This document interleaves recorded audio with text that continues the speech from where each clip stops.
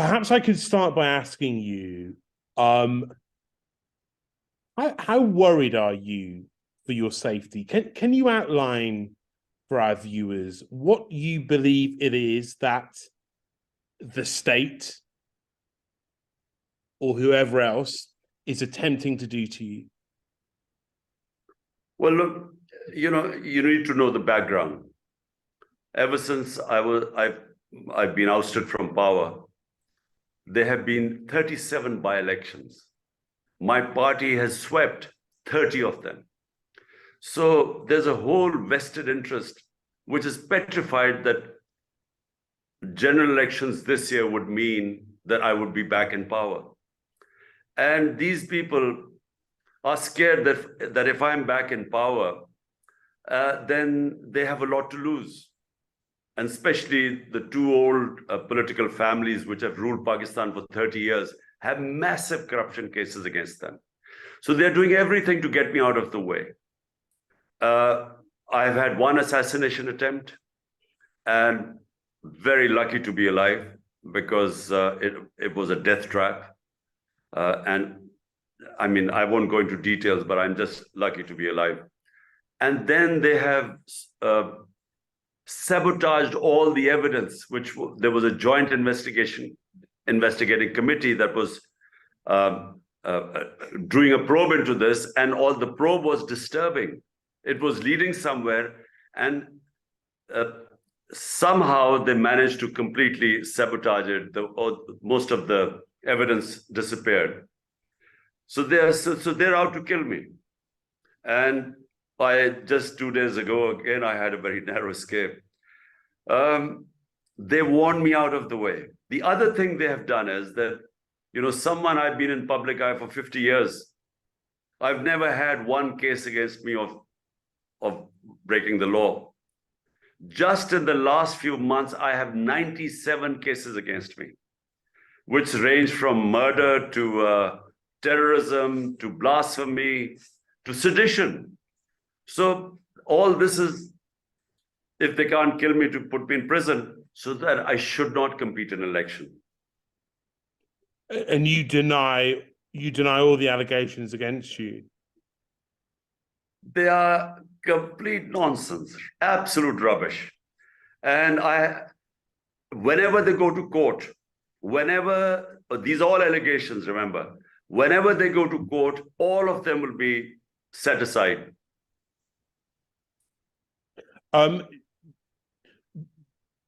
Do you expect to be arrested soon? Well, they've been pretty close 4 or 5 times to arrest me. And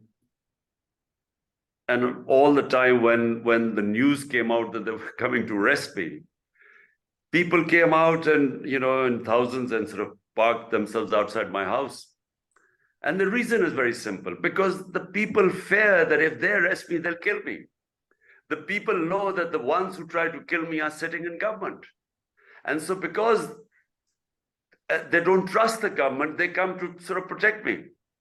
But with 97 cases, and I'm close to my century, I have no doubt that sometime or the other they will sort of find something to arrest me. Can you tell me about what happened last week when they came to your house? Just explain what happened and tell me your reaction when you saw what was unfolding.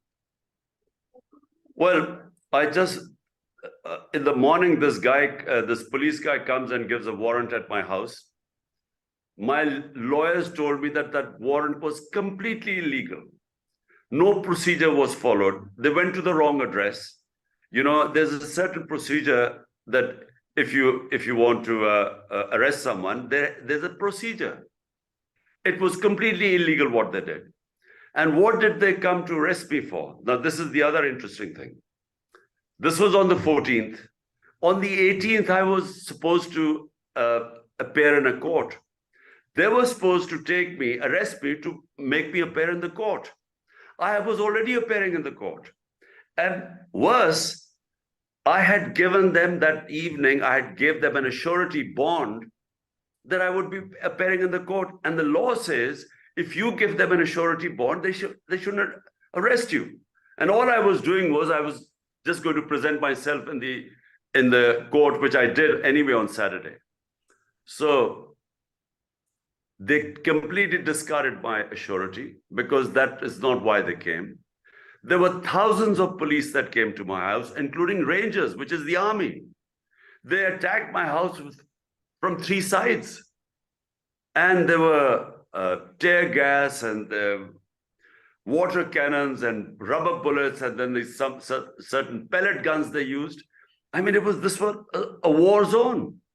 But the people, and they were not just my workers, just people, citizens came outside. And they just put up a fight. They refused.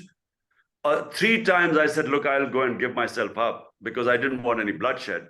And they refused. The people insisted. They said, if they take you, they'll kill you. So eventually they had to back off.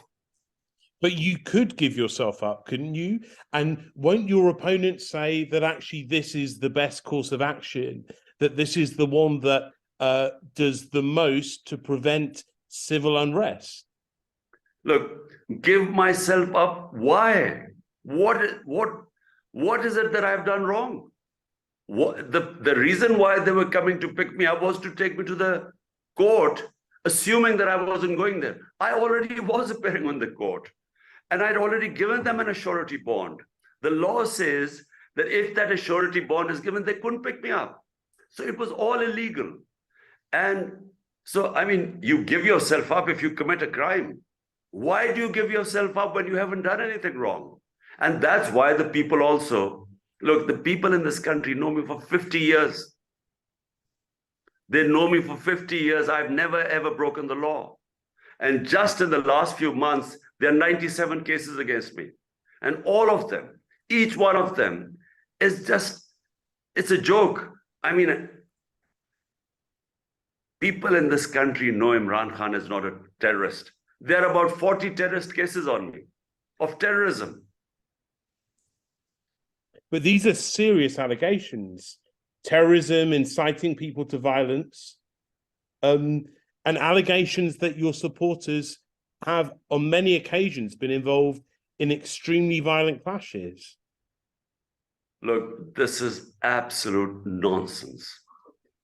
There has never been, would you call it terrorism? That there's a peaceful demonstration outside the Election Commission in Islamabad, and I'm sitting in Lahore and accused of terrorism. Can that ever happen in England?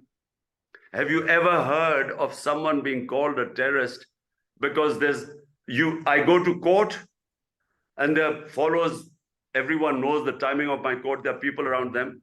We come back and there is a terrorist case against them. It's a joke. There are 40 terrorism cases against me. Never in my 26 years of politics have I ever broken the law or asked any of my people, my workers, ever to break the law. Always we have protested peacefully. Everyone knows this about my party. Now, what happened was that when the Rangers started firing tear gas shells outside my house and these water cannons and these pellet guns, then there was a reaction. There's always a reaction. If you start pelting people with, and no one provoked them, and we have all the evidence, no one provoked the police. This happened here, and then when I went for my court case in Islamabad on Saturday, again it happened. The people were walking with me towards the court. They started firing tear gas shells at them. So there was a reaction. But when I went to Lahore High Court, people went with me. I went in, went to the court, came out. Nothing happened.